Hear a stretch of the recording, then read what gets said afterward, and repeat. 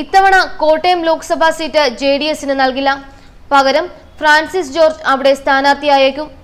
UDF-ൽ നടക്കുന്ന ആശയക്കുഴപ്പവും യോജിച്ച സ്ഥാനാർത്ഥിയില്ലാത്തതും കോട്ടയത്ത് വെന്നിക്കൊടി പാറിക്കാൻ കഴിയുമെന്ന ആത്മവിശ്വാസത്തിലാണ് ഇടതുമുന്നണി. അടുത്തിടെ ഇടതുമുന്നണിയിൽ അംഗത്വം ലഭിച്ച ജനാധിപത്യ കേരള കോൺഗ്രസിന്റെ നേതാവാണ് ഫ്രാൻസിസ് ജോർജ്. വളരെ നല്ല പ്രതിച്ഛായയുള്ള ഫ്രാൻസിസ് ജോർജ് നേട്ടമാണെന്നാണ് ഇടതുമുന്നണിയുടെയും പ്രത്യേകിച്ച് CPM-ന്റെയും നിലപാട്. മുന്നണിയിൽ അംഗമാക്കിയ സമയത്ത് ലോക്സഭാ തിരഞ്ഞെടുപ്പിൽ സീറ്റിന് അവകാശവാദം ഉന്നയിക്കരുതെന്ന ഉപാധി CPM മുന്നിൽ വെച്ചിരുന്നു. അതേസമയം ഏതെങ്കിലും സീറ്റിൽ അനിവാര്യരാണെന്ന് തോന്നിയാൽ അവിടെ മത്സരിപ്പിക്കാമെന്നായിരുന്നു ധാരണ. അതുകൊണ്ട് തന്നെ ജനാധിപത്യ കേരള കോൺഗ്രസ് സീറ്റിനു വേണ്ടി അവകാശവാദം ഉന്നയിച്ചിട്ടുമില്ല. അതേസമയം ജനാധിപത്യ കേരള കോൺഗ്രസിന് ഒരു സീറ്റ് നൽകണമെന്ന് തന്നെയാണ് CPM-ന്റെ നിലപാട്. അവർക്ക് ഒരു സീറ്റ് ഈ ഘട്ടത്തിൽ നൽകുന്നത് മൂലം കത്തോലിക്ക സഭയുടെ പ്രീതി പിടിച്ചെടുക്കാമെന്ന് CPM കരുതുന്നുണ്ട്.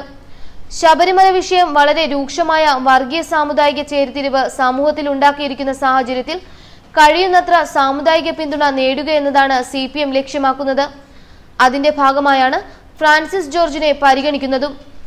നേരത്തെ ഇടുക്കിയിലായിരുന്നു ഫ്രാൻസിസ് ജോർജിനെ പരിഗണിച്ചത്. എന്നാൽ ഇടുക്കിയിൽ നിലവിലെ MP-യായ ജോയ്സ് ജോർജിന് മത്സരിക്കാൻ താല്പര്യമില്ലെന്ന് വന്നാൽ മാത്രമേ ഫ്രാൻസിസ് ജോർജിനെ പരിഗണിക്കാൻ കഴിയുകയുള്ളൂ. അവിടെ സഭയുടെ പ്രാദേശിക നേതൃത്വം ജോയ്സ് ജോർജിനൊപ്പമാണ്. മാത്രമല്ല, ഒരുപക്ഷെ PJ ജോസഫ് ഇടുക്കിയിൽ സ്ഥാനാർത്ഥിയായി വന്നാൽ അദ്ദേഹത്തിനെതിരെ ഫ്രാൻസിസ് ജോർജ് മത്സരിക്കുകയുമില്ല. കഴിഞ്ഞ നിയമസഭാ തിരഞ്ഞെടുപ്പിൽ കോതമംഗലം സീറ്റ് നൽകിയെങ്കിലും സഹപ്രവർത്തകനായിരുന്ന TU കുരുവിളയ്ക്കെതിരെ മത്സരിക്കാൻ താല്പര്യമില്ലെന്ന് പറഞ്ഞ് ഫ്രാൻസിസ് ജോർജ് പിന്മാറുകയായിരുന്നു. ആ സാഹചര്യത്തിൽ രാഷ്ട്രീയ ഗുരുനാഥൻ കൂടിയായ ജോസഫിനെതിരെ അദ്ദേഹം ഒരിക്കലും മത്സരിക്കില്ലെന്നാണ് പാർട്ടി വൃത്തങ്ങൾ പറയുന്നത്. ആ സമയത്താണ് കോട്ടയത്ത് UDF-നുള്ളിൽ കടുത്ത തർക്കം ഉടലെടുത്തിരിക്കുന്നത്. ഈ തർക്കം അനുകൂലമാക്കാനാണ് CPM ശ്രമം. കോട്ടയം സീറ്റിലെ സ്ഥാനാർത്ഥിയെ ചൊല്ലി മാണി ഗ്രൂപ്പിലും തർക്കമുണ്ട്. മാത്രമല്ല, ഒരു സീറ്റ് കൂടുതൽ എന്ന ആവശ്യം ഉന്നയിച്ചത് കേരള കോൺഗ്രസ് ബന്ധത്തെയും ബാധിച്ചു. ഈ സാഹചര്യത്തിൽ കോട്ടയം സീറ്റ് സംബന്ധിച്ച് UDF-ലും ആശയക്കുഴപ്പമുണ്ടായി. ഉമ്മൻചാണ്ടിയല്ലാതെ മറ്റാര് മത്സരിച്ചാലും അതുകൊണ്ട് തന്നെ നല്ല മത്സരം കാഴ്ചവെച്ച് സീറ്റ് പിടിച്ചെടുക്കാൻ ശ്രമിക്കാമെന്നാണ് ഇടതുമുന്നണിയുടെ വിലയിരുത്തൽ. പ്രത്യേകിച്ച് BJP-യുടെ നേതൃത്വത്തിലുള്ള NDA-യുടെ സ്ഥാനാർത്ഥിയായി PC തോമസും രംഗത്തിറങ്ങുന്ന സാഹചര്യത്തിൽ ശക്തമായ മത്സരം കാഴ്ചവെച്ചാൽ ഒരുപക്ഷെ വിജയിക്കാമെന്നാണ് കണക്കുകൂട്ടൽ. കോട്ടയത്ത് മാണി ഗ്രൂപ്പാണ് മത്സരിക്കുന്നതെങ്കിൽ ജോസ് കെ മാണി രാജ്യസഭയിലേക്ക് പോയ സാഹചര്യത്തിൽ യോഗ്യനായ സ്ഥാനാർത്ഥിയില്ലെന്ന വാദവും ഉയരുന്നുണ്ട്. നിരവധി പേരുകൾ പറഞ്ഞു കേൾക്കുന്നുണ്ടെങ്കിലും അതിനൊന്നും അന്തിമ രൂപമായിട്ടില്ല.